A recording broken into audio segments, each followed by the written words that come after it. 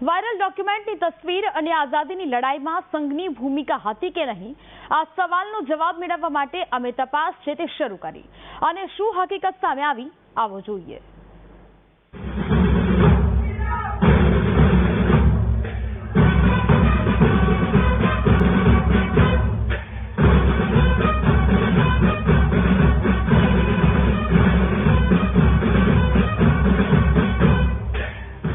Viral તસવીરને જોતા ઘણા સવાલો થાય છે અને સંઘ પર જે આરોપ લાગતા રહ્યા છે તેનું પણ સત્ય જાણવું જરૂરી હતું।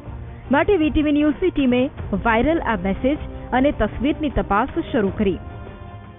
છેલ્લા કેટલાય સમયથી સોશિયલ મીડિયામાં એક લેટર વાયરલ થયો છે। લેટરની વાત કરવામાં આવે તો બ્રિટિશ હોમ ડિપાર્ટમેન્ટનો આ લેટર છે, જેમાં સ્પષ્ટ લખેલું છે કે આરએસએસ દ્વારા ભારતની સ્વતંત્ર ચળવળમાં કોઈ પણ પ્રકારનો ભાગ લેવામાં આવ્યો નથી। એન્ટી બ્રિટિશ મુવમેન્ટમાં આરએસએસે ભાગ લીધો નથી। ત્યારે ખરેખર આની હકીકત શું છે તે આવો જાણીએ। અમારા સંવાદદાતાએ અમદાવાદમાં કાર્યરત આરએસએસના સભ્ય ભાનુભાઈ ચૌહાણ સાથે મુલાકાત કરી તેમજ તેમને વાયરલ મેસેજ બતાવવામાં આવ્યો। ભાનુભાઈ વર્ષોથી સંઘમાં સક્રિય છે અને વાયરલ તસવીરને લઈને તેમણે પણ ગહન અભ્યાસ કર્યો। ત્યારે વાયરલ તસવીર બાબતે તેમણે શું કહ્યું આવો સાંભળીએ। ડોક્યુમેન્ટ જોઈએ, એનું સ્વરૂપ જોઈએ તો ટોટલ ફેક લાગે। એના જે લોગો છે એની કોકની આજુબાજુ સર્કલ છે, કોઈની બાજુ સર્કલ નથી। લોગોની અંદરની પણ ડિઝાઇન જુદી છે। એક જૂનો ડોક્યુમેન્ટ એવો મળી આવ્યો કે જેમાંથી આ કોપી કરીને એના ઉપર સુપર ઇમ્પોઝ કર્યું છે અને અત્યારે હાલની જે કંઈ એઆઈની ટેકનિક છે એને ધ્યાનમાં રાખી અને એમને આ બધું કર્યું છે, નંબર 1। બીજી જે વાત છે કે આવી જરૂર કોને પડી, તો એની જરૂર બતાવતી તો કોઈ વાત થઈ જ નથી, જેને લખનારે પણ લખ્યું નથી। અને એનાથી અગત્યની વાત છે કે અંદર શું લખ્યું છે। ખાલી મુખપૃષ્ઠનો ફોટો એ એઆઈ જનરેટેડ છે, એ સિવાય અંદરની તો કોઈ વિગત જ નથી। રિપોર્ટ્સ હશે તો અંદર તો કંઈક હશે, કોઈક નાનો પત્ર હશે, કોઈ ડિટેલ્સ હશે, કોઈક ઇન્ટરવ્યૂઝ હશે, કોઈ ટેબલ હશે, એવી કોઈ જ વિગતો આપ જે કહી રહ્યા છો એ ડોક્યુમેન્ટમાં છે નહીં, બિલકુલ ફેક છે। અને કેટલાક એવા તત્વો છે કે જે એવું પ્રસ્થાપિત કરવા માટે માગે છે કે ભાઈ સંઘને આવું કહીએ એટલે સંઘને ઓકવર્ડ બોક્સમાં આવવું પડે। ભાનુભાઈએ જણાવ્યું કે સંઘના સ્થાપક ડોક્ટર કેશવરાવ હેડગેવાર પોતે સંઘની સ્થાપના પહેલા કોંગ્રેસના મોટા નેતા હતા। મહારાષ્ટ્રના નાગપુરમાં ડોક્ટર હેડગેવાર સ્વતંત્રતા આંદોલનમાં પણ સામેલ હતા।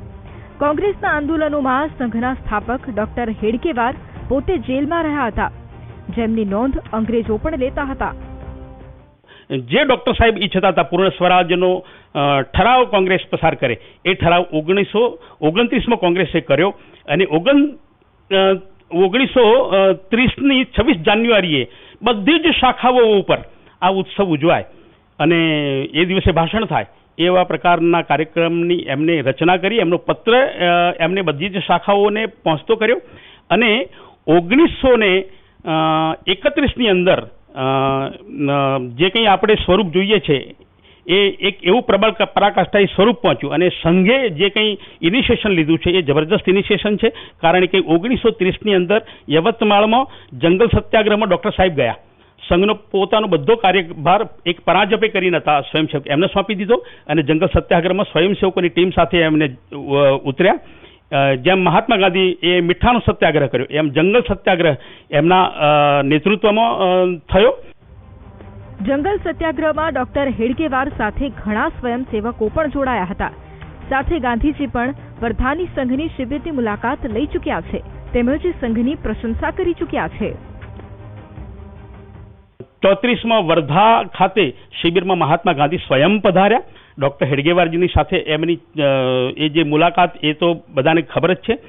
36ની અંદર આ જ પ્રકારની જે વાતો છે, 38ની વાતો છે, ભાગાનગરનો જે સત્યાગ્રહ થયો એ સંપૂર્ણ સત્યાગ્રહ એ સ્વયંસેવકોએ કરેલો સત્યાગ્રહ હતો અને ખાસા સ્વયંસેવકો એની અંદર પ્રતાડિત થયા, યાતનાઓનો ભોગ બન્યા। આ બધી વાતો કરતે કરતે લગભગ 1942ની એ ઘડી પણ આવી ગઈ જ્યારે ભારત છોડો આંદોલન થયું અને ભારત છોડો આંદોલનની અંદર આ સંઘનો જે કંઈ વ્યાપ હતો એનો જે વિસ્તાર હતો અને ખાસ કરીને ચંદ્રપુર આજે જેને કહીએ છીએ એમાં એક ચીમુર કરીને જ્યાં સ્થાન છે, અષ્ટી ચીમુર જગ્યાનું સ્થાન છે, ત્યાં એક જબરજસ્ત સ્વયંસેવકોએ પેરેલલ તંત્ર ઊભું કર્યું અંગ્રેજોની સામે કે અહીં અમારી સત્તા ચાલશે, તમારી સત્તા નહીં ચાલશે, એવા એક પ્રકારનું એક મોડેલ એમને ઊભું કર્યું અને એની સામે અંગ્રેજે ગુસ્સે થઈ અને જે કંઈ હત્યાકાંડ સર્જ્યો છે એમાં 12 જેટલા સ્વયંસેવકો બલિદાન થયું. કારણે જે કંઈ ઘટના બનશે એના કારણે દેશ ઉપર શું વીતશે તો એની સંપૂર્ણ પૂર્વ તૈયારીઓ પણ આજે જેને પાકિસ્તાન કહીએ છીએ એમાં શરૂ કરેલી. સંઘે ત્યાં શરૂ કર્યું અને હિન્દુ સમાજને એકદમ યોજનાબદ્ધ રીતે સફળ રીતે પોતાના ભૂમિ ઉપર પરત લાવવા માટેનો પણ જે સંઘર્ષ સંઘના સ્વયંસેવકોએ કર્યો છે એ અદ્ભુત સંઘર્ષ છે. આઝાદી સમયે જ્યારે ભારત પાકિસ્તાન વિભાજન થયું તેમાં અંદાજે 10 લાખ લોકોની હત્યા થઈ હતી. પાકિસ્તાનમાં હિન્દુ સમાજ પર ઘોર અત્યાચારો ગુજારવામાં આવ્યા હતા અને તેમને સુરક્ષિત ભારત પહોંચાડવાની જવાબદારી પણ ઘણા સ્વયંસેવકોએ લીધી હતી, જેમાં અમુક સ્વયંસેવકોએ જીવ પણ ગુમાવવાનો વારો આવ્યો હતો. આમ એ તો સ્પષ્ટ છે કે આઝાદી સમયે જે સંઘર્ષ થયો હતો તેમાં સંઘ હંમેશા ભારતીયોના સંરક્ષણમાં ઊભું રહ્યું હતું. તો હવે આપને એ પણ જણાવી દઈએ કે આખરે વાયરલ જે તસવીર છે તેની હકીકત શું છે. અમે વાયરલ તસવીરની તપાસ શરૂ કરી. હવે જરા આ તસવીરને ધ્યાનથી જોવામાં આવે તો તેમાં એક તરફ ઉપરથી જમણી બાજુએ 1978 લખેલું જોવા મળે છે, સાથે ડાબી અને જમણી બાજુએ અમુક ચિહ્નો પણ જોવા મળે છે. અમે વધુ તપાસ કરી તો માઉન્ટ બેટને જે પત્ર લખ્યો હતો તે અમને મળ્યો, જેમાં એવા જ ચિહ્નો અને હસ્તાક્ષર જોવા મળ્યા જે વાયરલ તસવીરમાં છે. તો હવે આપને બંને તસવીર બતાવી દઈએ, જેમાં એક તરફ તો વાયરલ તસવીર છે અને બાજુમાં ભારતના અંતિમ વાયસરોયનો પત્ર છે. જો કે વાયસરોય માઉન્ટ બેટને જે પત્ર લખ્યો છે તે RSS સંબંધિત નથી. બંને તસવીરમાં વાયસરોયના હસ્તાક્ષર જોવા મળે છે. ઉપરના જમણા ખૂણે જે ટેલિફોન નંબર છે એ પણ વાયરલ તસવીરમાં જોવા મળે છે. આમ વાયરલ તસવીરની તપાસમાં સ્પષ્ટ થયું છે કે વાયરલ તસવીર એડિટ કરીને બનાવી છે. અંતિમ વાયસરોય માઉન્ટ બેટનનો પત્ર એડિટ કરાયો છે. ખોટી રીતે RSSના નામે તસવીર વાયરલ છે. સંઘે આવા કોઈ બ્રિટિશ ડોક્યુમેન્ટ લખાણમાં આપ્યું નથી. આઝાદીની લડાઈમાં સંઘ શામિલ હતું. માટે વીટીવીની તપાસમાં વાયરલ આ તસવીર ખોટી સાબિત થઈ છે. કોંગ્રેસ પક્ષના ઘણા સમર્થકો સંઘ વિશે દુષ્પ્રચાર કરીને સીધી રીતે ભાજપ પર નિશાન સાધતા હોય છે. આ જ કારણ છે કે રાહુલ ગાંધી પણ વારંવાર સંઘ પર પ્રહાર કરતા જોવા મળે છે. પરંતુ હકીકત જે અમને જાણવા મળી છે એ તમારી સામે છે.